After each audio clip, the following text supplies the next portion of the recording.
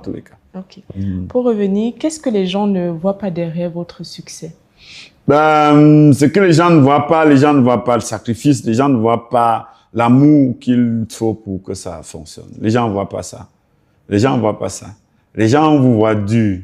Les gens vous voient, même jusqu'à la maison, les gens vous voient dur, les gens vous voient féroce, les gens vous voient compliqué. Ils ne savent pas que derrière, il y a beaucoup d'amour. Il faut aimer beaucoup les gens. Il faut beaucoup aimer les gens pour faire ce qu'on fait.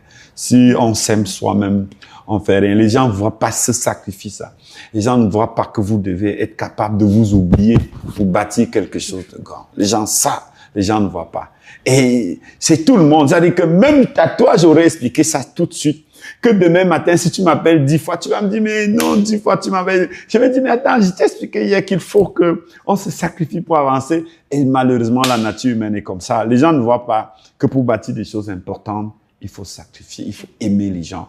Il faut aimer les gens au-delà de ce qui est normal. Il faut aimer raisonnablement les gens. Les gens ne voient pas ça. Les gens ne voient pas. C'est difficile, mais malheureusement, les gens ne voient pas ça. On dit même souvent que la famille est un pied d'un homme qui veut courir. Parce qu'on a comme l'impression que plus on avance, plus ils ont comme l'impression que vous les abandonnez. Ils sont souvent les premiers à jeter des pièges sur vous. Pourtant, vous faites ça pour eux. Les gens ne voient pas ça.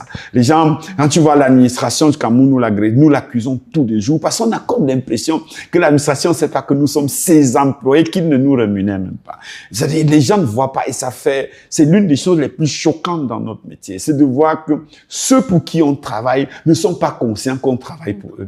Et ça, c'est l'une des premières causes du découragement des hommes d'affaires. Ils arrivent à un niveau, ils disent non, c'est pour eux que je fais ça. Pourquoi on m'agresse tant? Et ils abandonnent, ils s'occupent d'eux-mêmes.